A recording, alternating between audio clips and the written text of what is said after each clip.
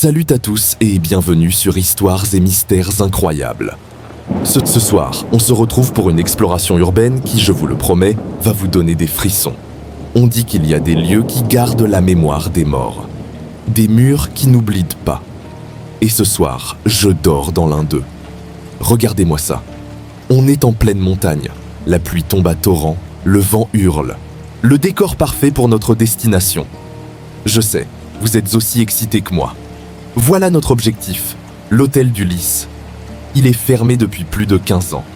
La légende raconte que dans la chambre 313, il y a un miroir. Un miroir qui ne reflète pas tout à fait la réalité. On va vérifier ça ensemble. Arrivé proche de l'hôtel, j'arrête la voiture. On y est. Regardez cette façade.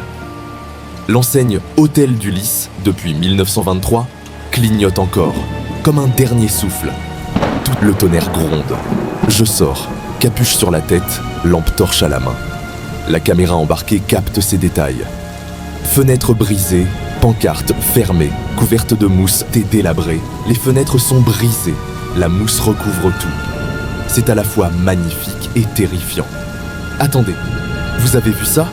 Un chat noir vient de filer. J'approche de la porte principale. Et là, premier truc bizarre, il y a une clé rouillée sur la serrure. C'est presque comme si quelqu'un m'attendait. Allez, on y va. Préparez-vous au grincement le plus angoissant de votre vie. Voilà, nous sommes à l'intérieur. L'air est glacial, lourd. L'odeur, c'est un mélange de poussière, d'humidité et de vieux souvenirs. Chaque pas résonne dans ce silence de mort.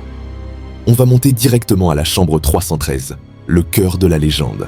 Ces escaliers, j'ai l'impression qu'ils vont s'effondrer sous mes pieds à chaque instant. Regardez les murs, le papier peint se décolle, révélant le plâtre humide.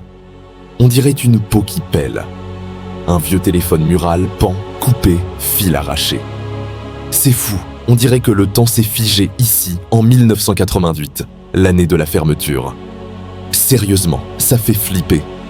Un bruit de pas étouffé retentit à l'étage supérieur. Chut! Vous avez entendu? Des pas.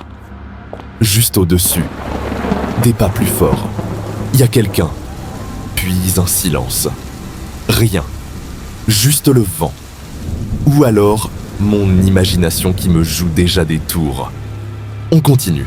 Ce couloir est interminable. Regardez, une porte entr'ouverte là-bas. Non, on reste concentré sur notre objectif. La fameuse chambre numéro 313. La voilà.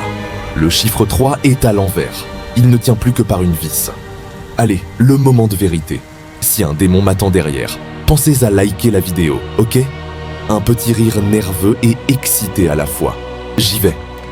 J'insère la clé et la tourne lentement, en assaillant de ne pas faire trop de bruit. Le bruit de serrure qui tourne, puis le clic. Ça s'ouvre, un souffle d'air glacé. Waouh, c'est intense. Bienvenue dans la chambre 313. Un lit simple, une commode, des rideaux jaunis par le temps. Et là, au mur, le voilà, le miroir, le cœur de la légende. Il est magnifique, le grand miroir avec son cadre ovale doré, même s'il est fissuré. Je m'approche du miroir. Mon reflet. Je cligne des yeux et tout revient normal. Il a vacillé un instant. C'est sûrement un effet d'optique. L'adrénaline, sans doute. Je vais poser la caméra ici, sur le bureau, et la laisser tourner pour qu'elle filme toute la pièce. Comme ça, si quelque chose se passe, vous ne manquerez rien. Pendant que je fais le tour, gardez bien un œil sur ce miroir pour moi. Je suis en train de devenir fou, je le sais. J'ai vu passer quelque chose qui est passé furtivement derrière moi. Mais ce n'était pas un reflet. C'était autre chose dans le miroir.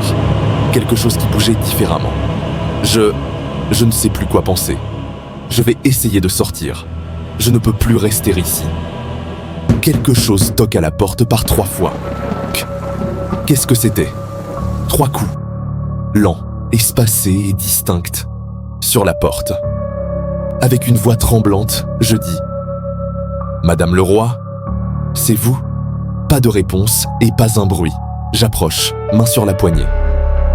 Rien ne bouge. Il n'y a personne. Je regarde le miroir et... Non. Non, non. Dans le reflet, il y a une silhouette qui se tient derrière la porte. Immobile. Mais dans la pièce, il n'y a rien. Je vous jure, il n'y a rien. La silhouette dans le miroir avance. Mais ici, rien ne bouge. C'est impossible. Je panique et par inadvertance renverse la lampe.